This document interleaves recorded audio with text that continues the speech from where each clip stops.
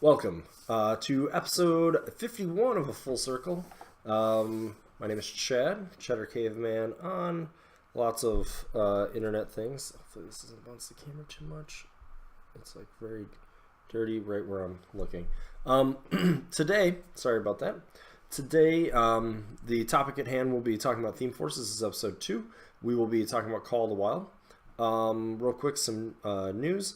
Not a whole lot of nothing really from Privateer Press yet. We're still a few things kind of pending that we know about. We're still waiting on the Minions Blind Water CID changes to drop. There could be some stuff very pertinent to Circle in there. We'll visit that once we see it. Additionally, the Crick CID, the only thing really pertinent to two things really pertinent to Circle. One, the nerf of Denegra 1, and 2, if the unyielding change that was proposed goes into effect. We do have a few things that would matter for Skinwalkers, notably. So we're waiting on those. We're also waiting to hear about the next season of ADR, because that will be very interesting for us to sort of evaluate, because I think Champions is going to be a much bigger thing, and I know I'll be playing in Champions at Adepticon, so I want to see as soon as possible what that's going to look like so I can start formulating some lists. Outside of that, there were, I just want to quick throw out a couple congratulations. I'm not going to say the name correctly because it's Polish, but Thomas, I can't do it. Fellow in Poland, he posted in the Circle Facebook group, go check it out there, was able to win Polish Masters playing Circle. He was playing Una 2 and Baldur 2. Una 2 in Call of the Wild, which we're going to talk about here in a little bit, and Baldur 2 in Bones of Orboros, which we talked about last week. And then similarly, same weekend in the Alberta area, Gord won a big, I'm forgetting the name of the event. I want to say Blood and Oil, but I might be wrong. Won the event, won the Big Masters there playing, that was a 3-list format. He played Kaya 3 in Call of the Wild with a very interesting 4 Shadowhorn list. Baldur 2 in Bones, and Una 2 in Secret Masters. Another very interesting list. So congrats to them both. Good to see Circle kind of getting some wins in there. I know a lot of people have been sort of like, you know, you can't win a major event with Circle, and I think obviously you can. I think, honestly speaking, in this game, if realistically anything that is any of the factions, if you play them, excel at them, and understand your matchups, I think the difference between the top and the bottom in this game is not big enough that the person playing isn't going to matter enough as to who's going to win or lose. So. Or the ability to win or lose an event. So that's where that's at.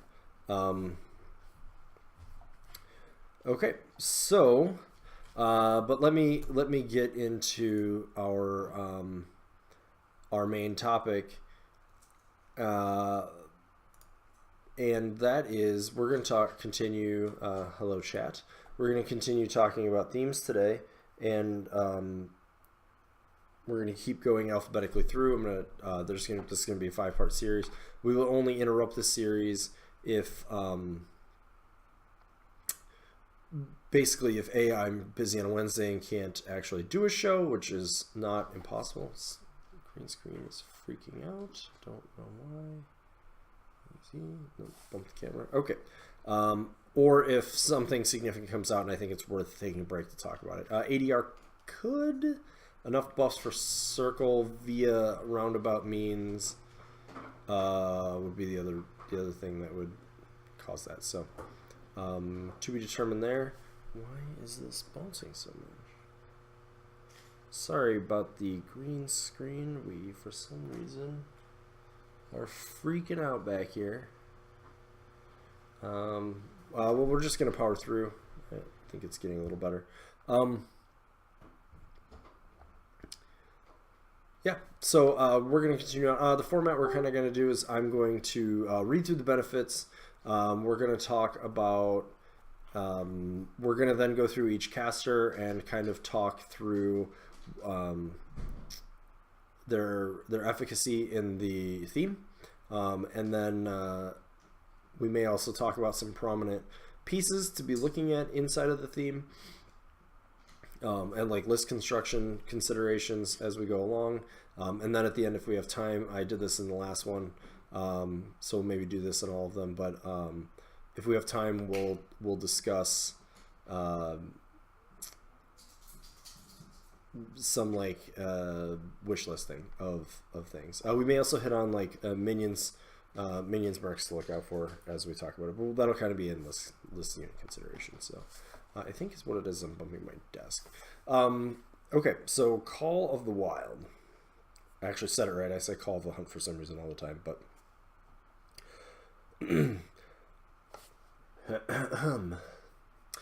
Beastmasters of the Circle Orboros are right to be proud of the powerful war beasts they add to their order's arsenal. When large numbers of these beasts are brought together, they can deal a decisive blow against Circle's many enemies. The war beast's natural ferocity fuels them in battle to eradicate any opposition. The composition rules are as follows. So the army can be made using any of the following models: all Circle Warlocks, all of them, non-character living war beasts, Brenos, Shifting Stone units, Blackclad solos, Gallows Grove solos, and Lord of the Feast. The benefits are the army can include 1 minion solo and 1 minion unit that will work for Circle. These models can be included even if they have the Partisan Circle rule. Minion units in this army can include attachments. Then for every full 25 points of Circle War Beasts in this army, you can add 1 Circle Solo or Shifting Stone unit to the army free of cost.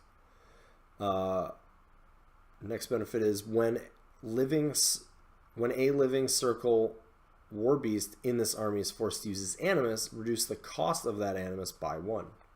And finally, you gain +1 to your starting roll for the game. So let's just highlight the benefits for a second real quick, and sort of like a holistic approach. So we're talking about, this is obviously the theme force based around a big battle group of living war beasts. It does specify that any solo can be taken for free. Any Circle solo, it's important here. Realistic or Shifting Stone unit. So realistically speaking here, the things that you're going to be considering are the Blackclad Wayfarer, or currently considering the Blackclad Wayfarer, the Lord of the Feast, Shifting Stones, or the Druid Wilder. Or Una 1. We'll talk about that a little bit.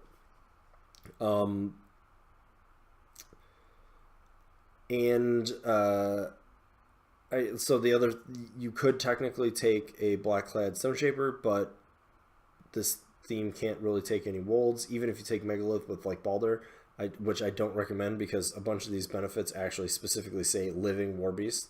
They're actually just the one, the Animus one.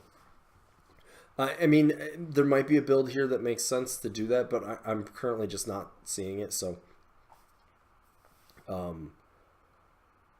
you know, take that for what it's worth. Which solo package you're gonna solo/Shifting Stone unit package you want to take is really going to depend on the list. We'll talk about that as we get to it. One of the things that is going to be important is the only units you can take in this list that are faction are Shifting Stones, and then you can take 1 more unit with your minion option. And in Steamlord 2017, those things are going to definitely be something you need to not forget about. So when thinking about these lists, I think 1 unit of Shifting Stones is almost mandatory. I'm not saying it absolutely can't be played without it, but it feels almost mandatory. 2 is probably going to be solid in a lot of cases, and I think that you're going to want to be considering that minion option depending on the points you have available and so forth. So definitely things to be not dismissing.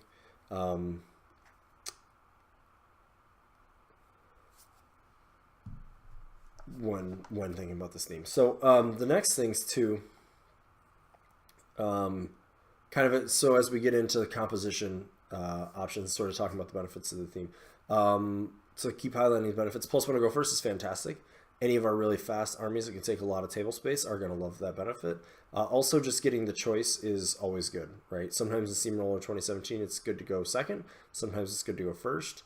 I kind of feel like if you have a fast army, you kind of, depending on what type of army it is, you kind of both can be good. So that's obviously just always a good benefit. The moneymaker benefit here, frankly, is going to be the Animus is costing 1 less. That means they can cost 0. And so for our living beasts, I'm just going to kind of walk through them real quick what that means.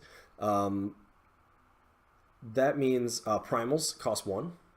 That means Wraithbanes cost 1. That means that Doppler Bark costs 1. Furthermore, what's even more important about it is what is free. So Spiny Growth right now will cost you 1. If the change goes in, it will cost you 0, which is phenomenal for Getrix. Elusive, Lightning Strike, those are the 2 biggest ones. Totally blanking. You get the Bulldoze Animus for free if you want. You can get the push, the Beatback Animus for free. Earth Blessing actually for free on the Gnarlhorn is very important if you're playing a list that has some number of those. Let me think about that a little bit more. You can get Amok for free if you're playing Razor Wings. A Death Shriek usually is free on the Rotterhorn, but it would be reduced by 1. Going through the list, you get the free Animus on the Moonhound, which I'm forgetting the name of. Like Hunting Howl, I think it's Hunting Howls. That's the one that removes stealth. I think the Winter Argus one, which is not usually worth using, but for free you might, is going to cost you 1. Brenos' Animus will cost 1. Or sorry, the Winter Argus will cost 0. Brenos' will cost 1. That's Arcane Suppression. Yeah, so those are all the Animus. All of those costing only 0 or 1 is big. I think the most important, the 2 that stick out the most, the absolute most, are Elusive and Lightning Strike. Spiny Growth going down will also be big, but Elusive and Lightning Strike are huge. Those are very powerful animi on the beasts that they're on, and being able to cast them for free is phenomenal. It's a big deal. Part of the problem with like Warpwolf Stalkers, for example, is that they really need to cheat trades, right? They're an expensive piece. They're 19 points.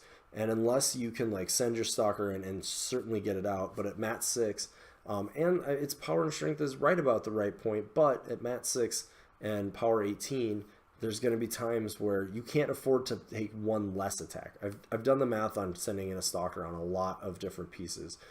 Even if you can reliably hit, you're still going to be in a position where you need, if you want that Stalker to get away, you can't always assume that you're going to not need that last attack. And that is like the difference between like, well, this 19-point piece is going to live to, keep doing work for me, or like I might have lost the game because I don't have enough to keep this going. So huge there. Elusive on the Scarsfell's Griffins takes them from, defense 15 is already good, but like now they're defense 15, and every time your opponent goes to attack them, they have to be thinking even harder about if they need to boost or not. And that starts swinging math in your favor. One of the things with defense, this is going to be a minor side rant, but one of the things with defense that I find in a lot of my games is that unlike armor, which sort of will always protect you, like hitting is very polar, right? Either you hit the piece or you didn't. Doing damage is not like that, right? There's a scale where if their armor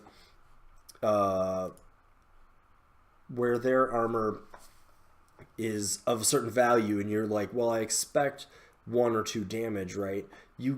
It's a curve. I mean, hitting is a curve as well, but damage is a curve. So like, even if you expect 1 or 2 damage, rolling slightly high means you're doing a couple additional damage, or roll, or if you're expecting to do, it's hard to explain, but basically how much damage you do is going to vary, and you can sort of count on a little bit extra and a little bit less on different attacks, but like it's going to be a number. There's going to be a value. Sometimes it'll be 0, but like rarely is the damage going to be just 0, right? Like even like needing a 7 to break armor, you're probably going to break armor. So, and do like a point. But defense is very binary, and where the math on the survivability of your piece depends a lot on hitting and also on how many attacks they can boost and things like that. So on something that's defense 14, 15, having for just to use an example, like a warp wolf, like a feral warp wolf doesn't die on average to an unbuffed Stormwall. And you're probably thinking like, that's crazy, that thing's got POW 20 fists, right? Well, it does, but the thing about that is it has to reliably hit needing 8s, you need to boost the hit.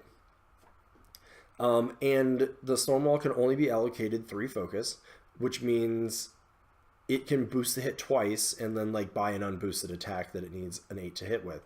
And statistically, or maybe boost one of the damage rolls, but statistically that's not enough damage to kill a feral. It's a lot, but it's not enough to kill it. However, in the case that somebody goes, you know what, I'm just going to hope for the best, and they roll it out, and they roll they roll 4 8s out of 5, or 5 8s. I mean, that's not impossible to do. It's just very unlikely. They roll 5 8s in that game. Suddenly, the fact that you had defense 14, which should be a really good stat, now didn't matter, because we knew the curve of damage that was going to be done from hitting. Now they could have, if they were that lucky in hitting, there's possibility that they rolled really crappy on damage or whatever too, but as soon as they're hitting when they shouldn't be, the defense of your piece doesn't count for enough, and then the armor value generally isn't, especially with like a Scarskull Griffin, isn't going to be there. So the reason I made this rant, elusive means now you're talking about something that's defense 15, and if you miss, you are not getting another attack on it at all. And granted, that still means somebody might like just go, screw it, I have to, try to raw roll this 8 or 9 or whatever it is they need. But having elusive there means they're going to have to probably go, I absolutely have to boost this, which means now you're talking about the difference of like only losing 1 Scarsfell or possibly even 0 Scarsfells if like a little bit of bad dice goes your way because they decide to just go for hard 8s or 7s or something like that. Now you may be in the danger of losing more pieces than you were before, or losing a piece that you shouldn't. And with it costing 0, you are going to be able to use that to like again, make that defense value matter even more. I'm defense 15. I can back up 2 inches if you miss. Great, you missed. Like, you missed your second attack. You're not going to kill it now. So it's super, super important. So anyways, I just want to highlight that benefit is absolutely the one that is of the most importance. So let's just sort of start going through the casters. And we're just going to go through kind of in order like I did last time. Taking a quick look at chat.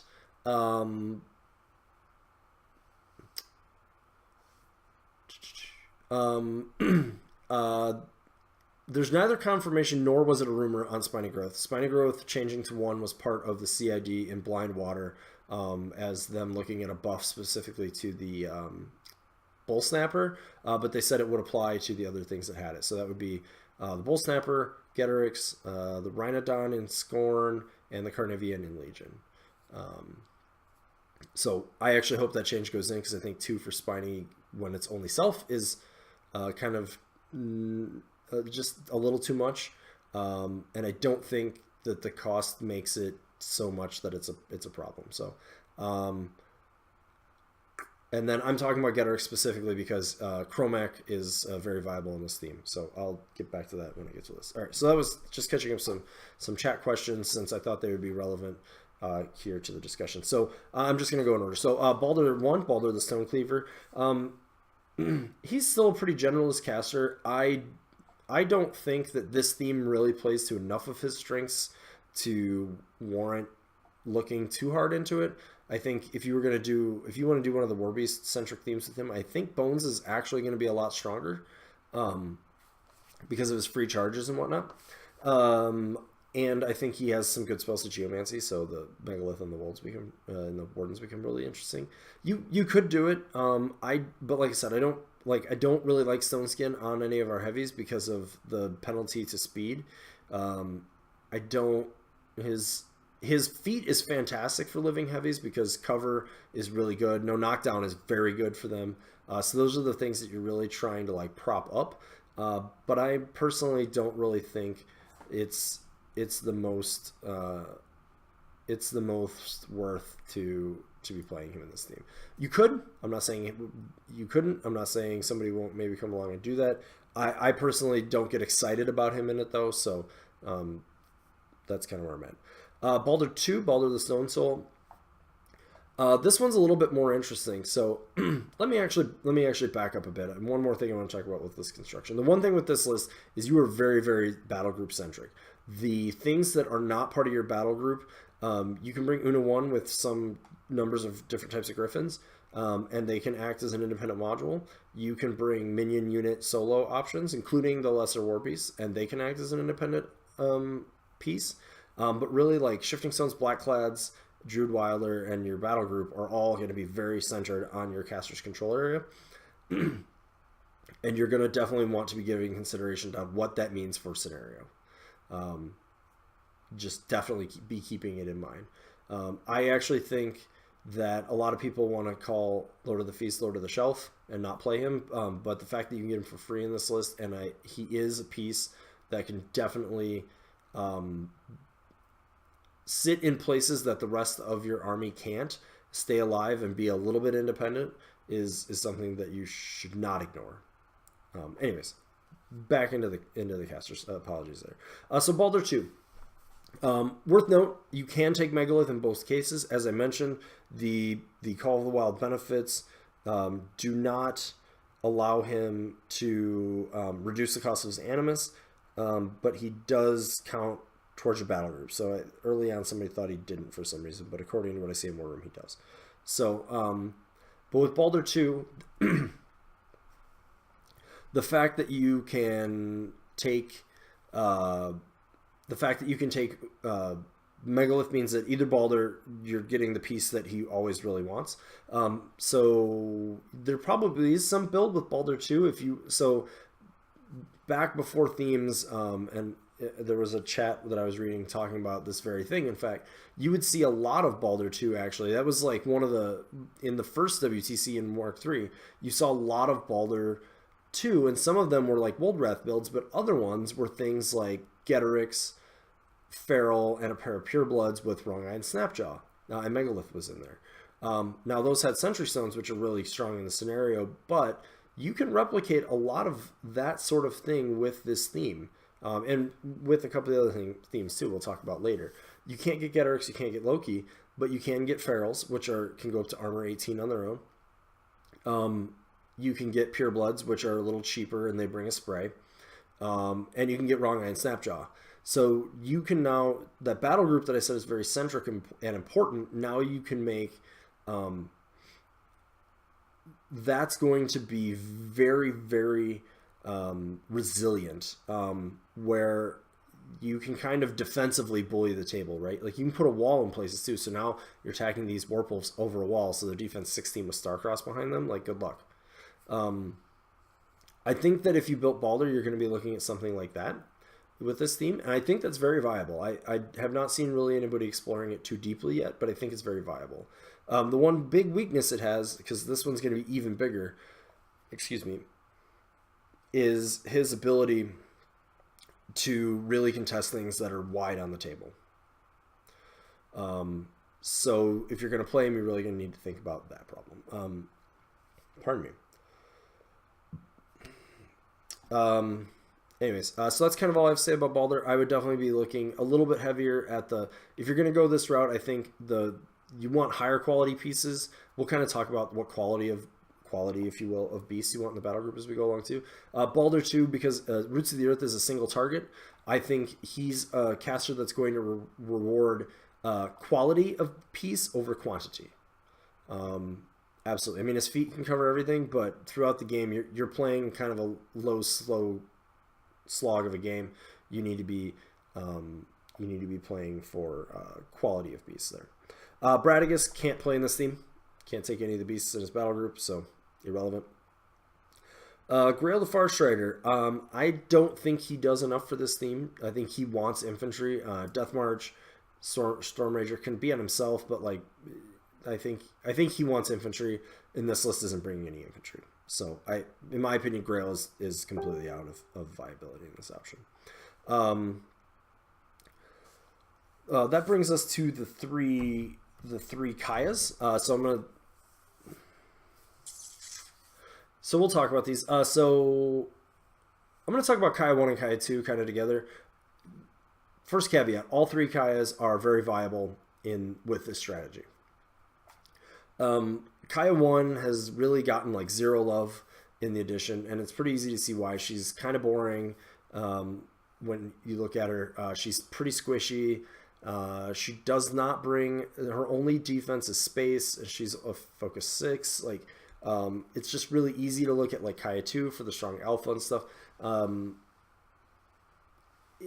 so you just don't see a lot of her. She does bring some interesting pieces to the table with Occultation, and Spirit Door is by far our best hit and run spell, consistently usable spell throughout the game, and is worth consideration just for that fact. Personally, I'm a little sad in general that Loki is not in this theme, as I think there's a lot of places that he would make a list like this be phenomenal. But it is what it is, and he's not. So like, but with Kaya, the one thing you can really do throughout the game is make a lot of use out of Pureblood sprays, because you can assault in real deep and come back, which you can't do with Kaya 2. Kaya 2's feat does, I've talked about this before, but if you fail your charge with Kaya 2, that piece is sitting there even if she feated, for the same reason that it can't sprint and can't reposition. So keep that in mind. But with Kaya 1, you can dig real deep with things like Pureblood sprays and scalpel things out that you just flat out can't with other lists, right? You have Hunter's Mark with your Black Lads. You can also use her with a Moonhound to do kind of the Mosar thing and set up the Doppler Mark assassination. Things like that. She has good on her feat turn. She's going to be able to get a lot of work because of a lot of fury. She uses Occultation to keep something safe throughout the game. And she makes her beast pretty accurate in melee. So I don't want to go too deep into it. I think Kaya 1 is definitely viable in this theme. It's definitely one you want to consider. Probably not the only one. I think Occultation on like a unit or on a battle engine is pretty strong too. Kaya 2. Kaya 2, much like Balder 2, I think you still can only have so many war beasts with her, and she still only has so many buffs. She has Force Evolution. Obviously, her battle group stealth is really strong. And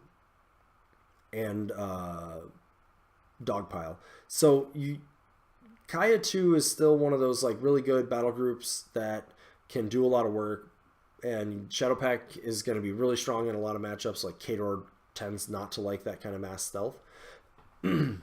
But again, you're looking at like more in the quality of pieces here. Purebloods, Stalkers, Ferals.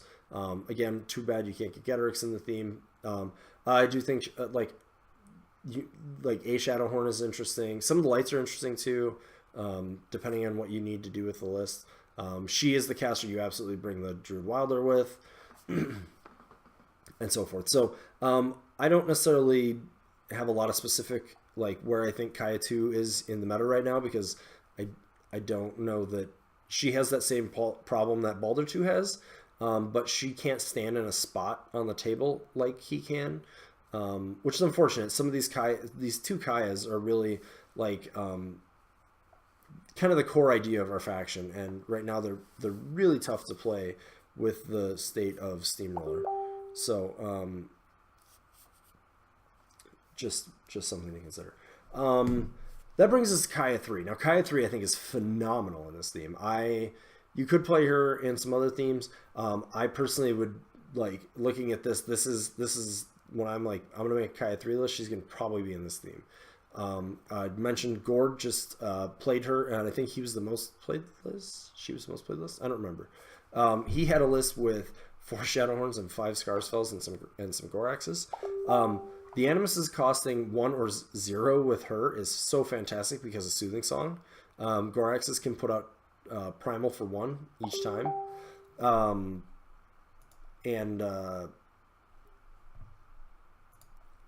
Which is going to be, let me go ahead and, we're getting a little background chatter here. We're going to make that stop. Sorry, team. Sorry, fellow druids, if you will.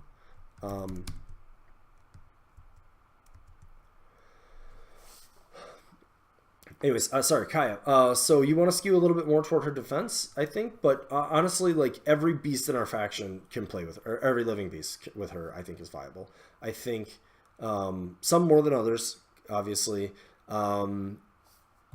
but with her, I really think you want to look at the Blackclads. I do definitely think that you do need to take some consideration as to where these things are going to be standing on the board. For the same reasons with all these, and I'm like a broken record with that. You need to think about that. So Lord of the Feast again might be worth consideration. Look at your minion options, but the way she can build is a bunch of different ways. One of the questions I'm getting right now is the ratio of lights to heavies, and Gord's list had 4 Shadowhorns and 5 Griffins, I think it was, and 2 Goraxes. So you probably want some ratio of low cost things to high cost things, but don't necessarily think that you have to spam lights with her. You can. Don't think that you can't kind of quote unquote spam heavies with her either. If you're going to go the heavy route though, I would not just go with like a Warp Wolf, just Warp Wolves with her, because frankly they're just too expensive to do that. I would pardon me, I'm losing my voice here. I didn't think of bringing water. I would not go with if you're gonna go the like heavies route, all heavies route. I had something that had like some number you want to look at like the Gnarlhorn Shadowhorn situation, right? So like I think so he had 5 Scarsfell, so that's 40 points, right? He could have instead, I think, done his 4 Shadowhorns and like 2 Warpwolf Stalkers, for example. And I think that list, it's a different list then, right? And it plays differently and things like that. But I think it's still interesting, right? I think Stalkers are good with her. I think most of the beasts are good with her. We're not getting necessarily into like how Kaya 3 specifically would play, but this isn't going to be an in-depth Kaya 3 discussion is what I'm getting at. But Kaya 3, absolutely fantastic in this. Everything, she gets the Blackclad Wayfarers that she wants. The Druid Wilder is something that she may want. Free upkeep for her is nice. Shifting Stones she's going to need. She still needs some Fury Management. Again, be considering your options for minions here. I see some discussion on Wrong Eye. He is something worth considering in the theme. I don't necessarily think I would do it with Kaya, but we'll see. Anyways, Kaya 3 absolutely viable. There's a lot of different ways to build her. I personally don't see myself building. Without some changes, I don't see myself really building a Kaya 3 list that is not in this theme. So if that tells you how I feel about that pairing. But let's keep going along. Next, that brings us to Chromac. So Chromac 1. Chromac 1 is in this interesting spot where he really mostly wants a battle group, but the other thing that he does want is, or that he does like, is ranged attacks that can trigger Warpath, and he needs to keep himself safe. So I do think that Chromac 1 is viable in this theme, because I really think nobody wants 0-cost Lightning Strike Stalkers more than Chromac 1, in my opinion. Like, Warpole Stalkers with that guy are still, like peanut butter and jelly. It's fantastic. He likes Purebloods. He likes Feral. Getorix with him is still good, so that was one of the things I was sort of talking about before. Spiny Growth going down to 0, and like plus the other +2 armor.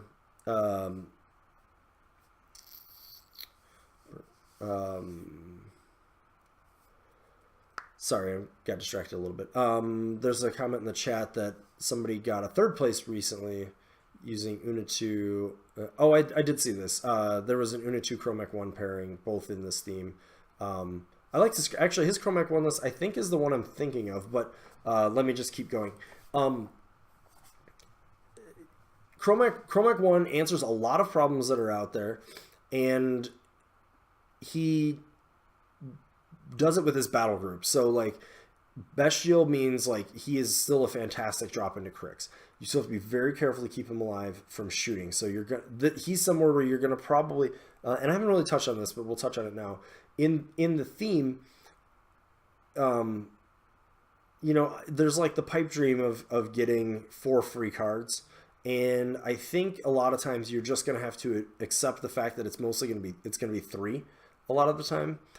With some of these casters, if they have more than 28 Warbeast points, that is fantastic. 28 or more, that is fantastic, because what that means is you can rig it to have it so that you can get one of, like, the Shifting Stone units that cost 3 points, or maybe your 4-point solo, and pay for it, and then you still could get 4 free cards.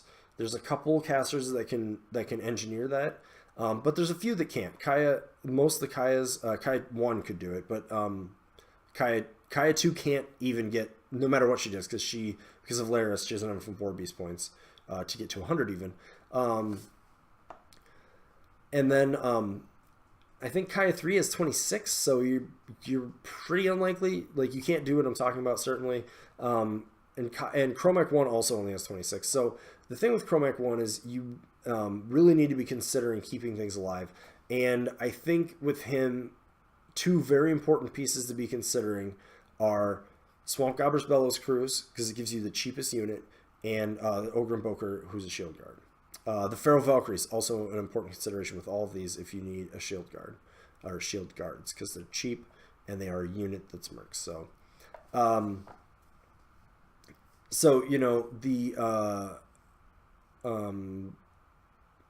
But those things in mind, I think Chromac 1 is very strong in this theme. But you're going to really want to be making consideration to how he's playing and how you're triggering Warpath. The only ranged attacks available to this theme are, for friendly faction models, are the Storm Raptor, the Pureblood, and the Winter Argus.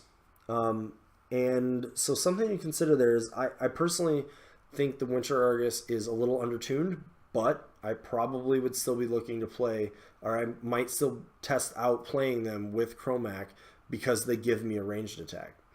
Purebloods, I'm probably going to look to have at least 1 in a Chromac list, because he has a ranged attack. Now, something I want to point out is you get to trigger by killing a model, or by a ranged attack killing a model, not models. It's not for each model that died, it's for each ranged attack you took. So a Pureblood only makes 1 trigger of Warpath, no matter what, with a spray. If you make 2 melee attacks, you can make 2 triggers, but the spray there, same thing. The Winter Argus gets 2 sprays, you can get 2 triggers from each one. Again, you may want to look at things like Lord of the Feast. Blackclads you may actually want to, like, make their melee attack with once in a while. instead of the spray, just to get the right triggers. But keep in mind, of course, too, you can trigger. There's other ways to trigger it. And of course, his strength is bestial, so that's what's and some very accurate hitting and things like that. So I think Chromac is actually people are starting to explore him again, but I think he's been sort of an underutilized piece for sure. But this is definitely the theme.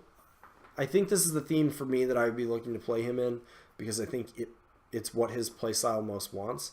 But I do really hope we get a little bit more ranged support in the theme.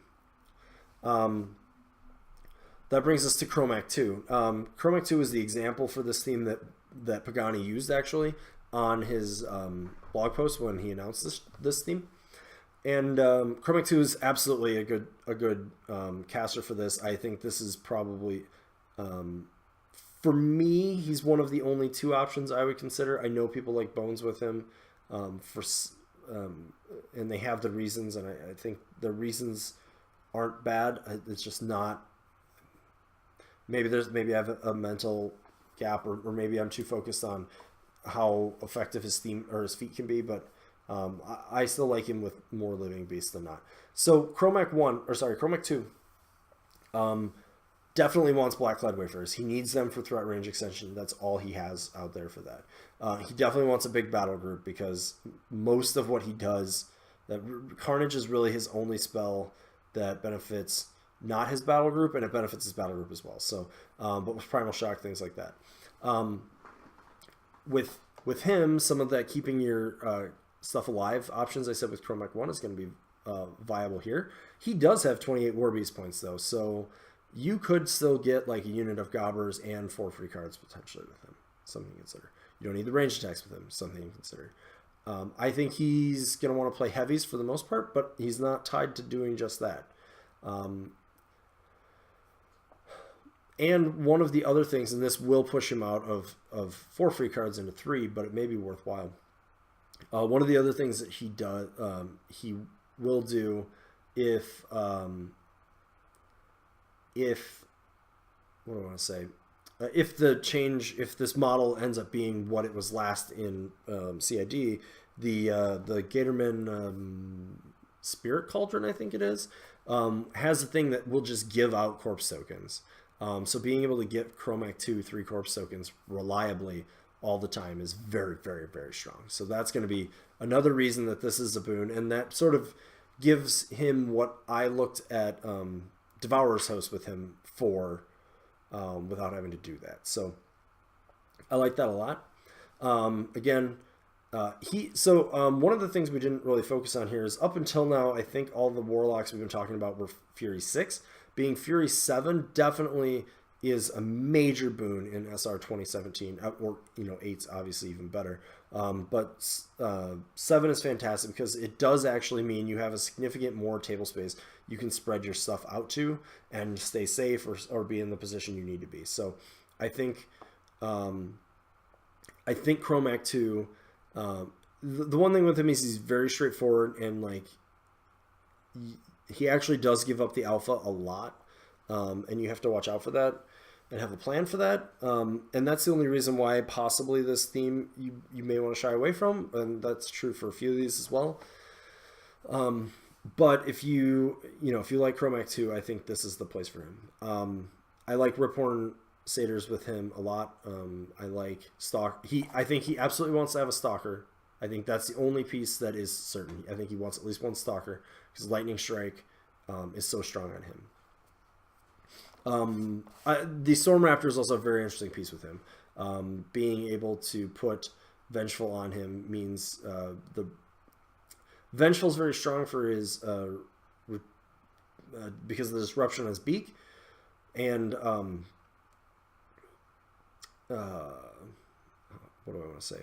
The other spell, Awakened Spirit, is also very strong for him getting to use his Animus. So they're both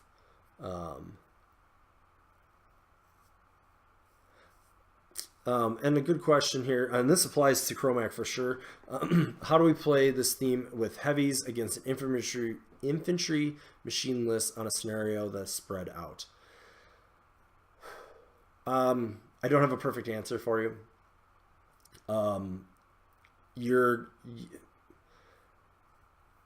You probably, when I say heavies, you may want to consider not 100% heavies. You may want like 2 lights in some of these lists. The other thing is you need to be you need to try your best to be bullying and then using your solos. Make sure you're scoring your elements, and then you want to bully out of as many other elements as you can. Spread the net is going to be very difficult, for example, but with somebody like Chromac 2 who legitimately against a lot of things can just stand in the middle of the table and say, boys, I'm coming for you. Like, it's something he can do. That's where also things like using your Lord of the Feast, being cognizant of how you're using your black clads, looking at things, other units that you have options of in minions also in this theme. So I like, for example, Linus and Idrea might be worth it, and the Swamp Grubbers, same thing. So sometimes you're going to have to do things that are a little more suboptimal with those than you think. Anyways, Chromac 2, very good in this. I think most of the time he's going to want a Stalker for Lightning Strike for himself, because I think, and that's another way that you can keep doing these. Also, don't be afraid to take use of Primal Shock. Yes, Ambushers are also a good option. There's a few ambushy options in minions, actually. So, but let me keep going, because these are going to go pretty long if I don't. Next is Kruger 1. He can skew defense really high for Warpwolves. I think that might be better now than it was at the beginning of the edition, when the guns that were shooting were so good that the defense didn't matter. I think it does matter more now, though. And he may be viable here. Like things like Lightning Tendrils on a Feral is still really good because of the number of attacks he gets at Mat 7. His Gale Winds is really strong. Being able to remove clouds is really strong. He can himself do a lot of work on infantry between Lightning Tendrils, his gun, and his feet. And now you just have a bunch of heavies that can do stuff. So I think Kruger 1 is viable here. I'm not necessarily excited about it, but I think there's probably some play there. Kruger 2. I think you can play this with Kruger 2. It's not the first theme. It's not like the, oh my god, I want this theme for Kruger 2. But I've certainly played him with a lot of Living Beasts before, and I think he could be pretty strong. He's still, he can still move them around a lot. Yeah, you don't get as many like TKs and stuff as you did with Bones or with any of the themes that allow you to take Wolds. But I think that's okay, because you get being able to TK and more reliably use black. Well, not necessarily more reliably, but you self-Hunter's Mark, you have TK. The living heavies naturally threaten a little farther. Things like that. I think he's viable on it. I'm not, but I don't have a lot of real deep thoughts there. Morvana the Autumn Blade, I think, is a straight no in this theme. Her whole theme of what she wants to do is involves needing a lot of models. Her feat is basically, in fact, is completely dead with this list. There's just no reason to do it. Morvana the Autumn Blade, same thing. Her spell list wants a lot of infantry. I think whether they want these two want living or construct war beasts is a different topic, but for this theme, both Morvanas are pretty much straight out to me. And that brings us to Tanith. And this one, so this is one of the most frustrating things, and I just want to talk about this because it's a note. Because of the wording on her feet, and I want to put this out there in case people, play her and don't understand this, but the wording on her feet means that the benefit that reduces the cost of some of these animi from 1 to 0 does not do so on her feet. And I personally think, and I'm a very positive, focused person, and I don't think that this interaction was. I'm actually going to go out and just say this interaction is not intentional from Privateer. I mean, I think the wording of her feat was, but I really don't believe that the interaction of how her feet and how this theme work is the intended interaction. But what it says is because her feat says Animine spells can't be reduced below 1, that it means even this benefit, because this benefit doesn't have a clause on it that gets around that clause supersedes, therefore they can't be reduced below 1. That interaction alone is enough for me to not be looking at this theme force with her, because mind you, like, obviously a lot of us were hoping that the way it worked was her feat said you couldn't reduce below 1, and then this one's just reduced it the rest of the way, and we could get 0 cost primals and Wraithbanes and stuff. Frankly, for feat, I don't think that's that big of a deal. I think there's a lot of ways this could be fixed. I don't know that it will be fixed because she's Battlebox caster and they really don't like changing them. Just for a lot, like, these are one of the few models that have printed cards, for example, that still matter because they're in the battle boxes. So I don't know that we'll ever see a change to this, and that's sad for me. And this is the theme I want to play Loki in. So, like, I actually think without this situation, she's very, very, very viable in this theme. I actually like her. I played lists that were very much like this with her early on in the edition. That was like her with 2 heavies and Una 1 and a total of like 5 Scarsfell's Griffins. And then, or some people were doing different numbers of Griffins and like Wrong Eye and Snapjaw. And you can bring Swamp Gobbers with her now, which I think is really important, and whatnot. And the chat's saying this too, that like, yeah, she probably still can play it as long as you get your order of operations around right. And some of this is my bias, so keep that in mind. But it's very frustrating right now to me that this is how this works, and I don't like it.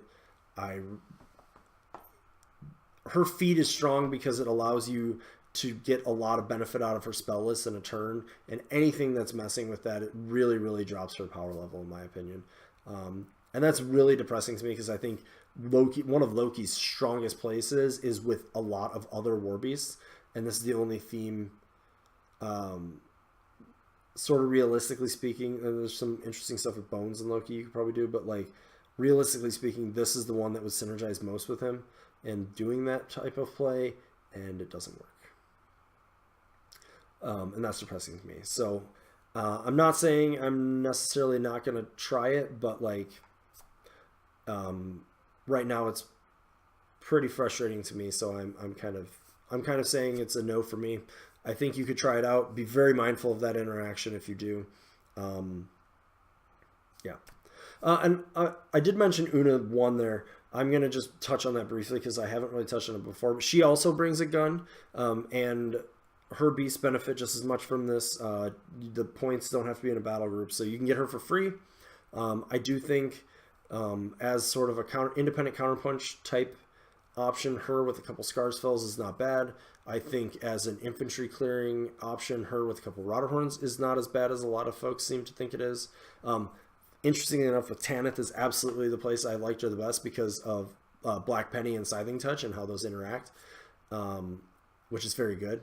I think there's one more caster I might mention her with as we go through here, but I just want to throw out there that you can take her. She's bringing a gun. I've thought about her a lot with the Chromac 1, but she's also, like, you also have to keep her alive, which I'm not really sure about, but you can put a Storm Raptor in her too. I don't know. That's interesting. So I don't know that I want to do that with Chromac 1, but just wanted to make sure I didn't gloss over that. Anyways, I think Chromac 1, or I'm sorry, I think Tanith might have game. You really have to look out for that feed interaction. I really hope they find some way to modify either the theme or her for this to work. In my opinion, they could change her feat to say when Tanith casts a spell, it can't cost less than 1, and that would clear up a lot of stuff. And I don't think there's a power level issue with that change. but there is a sort of she's an intro caster kind of option or problem with it. So we'll see. Una the Sky Hunter, absolutely good in this theme. Mentioned a couple people have already played her pretty successfully in tournaments in this theme. Obviously, we were already bringing a lot of Scarsfell's Griffins with her, and this says, okay, do that, and they get to cast Elusive for free. So still good. The list that just won Polish Masters was a pair of Purebloods, I think 7 Griffins, 2 Goraxes, Shifting Stones, Blackclads. He might have had a Wilder. I don't remember. He may have had Gobbers too. I think no, that was the other list. So, pardon me. I definitely think she's good in this list. The one thing I personally don't think is good is playing her with some people are playing her with 12 Scarsfells because they're, I guess their meta is just full of people still playing Khador Jack Spam. And I don't think that list is that great myself because I think it's going to have a lot of trouble into anything that's not that. And Una brings a lot of of strong spells that you're just not getting as much effect out of with that. You can do it. I built her with 7 Scarsfells, a Gorax, a Storm Raptor, and then 4 free cards, and I had 3 free points. So if I play that list more, I will probably drop the Wilder for Lord of the Feast. That was one of the first things that I sort of realized. But yeah, I still think Scarsfells are strong with her. And if I didn't do the Storm Raptor, I would do something like the pair of Purebloods, or I would be looking at Rotterhorns with her, just because I don't think it makes sense to pigeonhole yourself so strongly that if they didn't bring something that Scarsfells are decent into, that you're going to have trouble. So anyways, Una's fantastic in this theme. I think there's a lot of strong builds for her. Obviously centered around playing Flying Beasts, though. On the Storm Raptor, real quick, and I don't want to go into this a lot because it's not what this is about, and we're going very long. But Hand of Fate is fantastic on that gun, and that is the best reason to play it. And then it is also really good on any of the E-Leaps. And getting that Animus for 1 means it's castable. For 2, a lot of times it's just not worth. So that's Una. And then finally Wormwood. So Wormwood flat out assume that you're going to be taking a minion unit of some kind. Your minion solo, you may want to be considering being Swamp Gopher River Raiders because you get 3 of them. They're 4 points, but you get 3 bodies in your solo slot. And that means you could take like them and Bone Grinders for like 12 points and get a pretty significant number of souls. But you could also do like Nest Hunters or Brigands or whatever too. So definitely count on bringing minions with him for the souls, and then but otherwise he can play in this theme just fine. He's one that might actually play Una just because it's separate. She can be protected by the forests and stuff, and Scarsfells can see through the forest, so they're worth considering. Normal heavies with him that you would take, Stalkers, Purebloods, whatnot. So I think Wormwood's pretty strong here too. And this has actually gone a lot longer than I was expecting, but I said at the end maybe I would do a little talk about like wish listing. I don't have any specific wish listing here. I do want to see some of these living beasts probably takes get a look at in a CID at some point in the future. I think that'd be pretty good. I think though. I think this is a good theme. I think this is the theme our living beasts want. I think go out and try it with some of the casters I talked about, and I think you'll see success. I definitely think this was one of the tools we needed to have in our arsenal as a faction that's very battle group centric. So I'm glad to see it out there. But and the one word of caution is to really be thinking about how you're playing in the Steamroller with it when you are. So. Thanks, chat, for the extra feedback. I think there was some good bits that were added there. Sorry if it seems like I'm sort of rushing into a conclusion here, but as you can tell, I need to get a drink of water, and we've made it through everything. So, Call to Wild, very good theme. Definitely be looking for it out there. I think there's some interesting builds. I don't just focus on like, well, these beasts are bad, or these beasts are good, and so I can only play the good ones and not the bad ones. When you're looking at a theme, you have to look at all the options that you have in your theme and abuse that, because it's sort of like list construction. That's, sometimes you use an option that would normally not be good is the one you need because it's the tool you need for the job. So like Winter Arguses with Chromic 1 or something I'm going to test at some point. Anyways, I'd like to thank thank the chat, thank Muse. I need to post my videos up there again, but they're good guys and they help me out and they sell some good products. I'd like to thank Griffin's Roost Painting. She keeps painting me some pretty awesome looking models, and if you want some, check it out at griffinsroostpainting.com or Griffin's Roost Painting on Facebook. Oh, chat called me out on this. I skipped Mosar. I think he is viable in the real quick, Mosar. I think he's viable in the theme. I don't love that he can't use Sands of Fate. But I think he can use some of his other stuff to get an advantage. So I think he's playable in this theme. I don't love him in this theme. I kind of feel like he's like that sentence is true for every theme for him. But I think you could play him in it and just take a lot of the other things that I mentioned into consideration. So if you get to late game though, Pillars of Salt.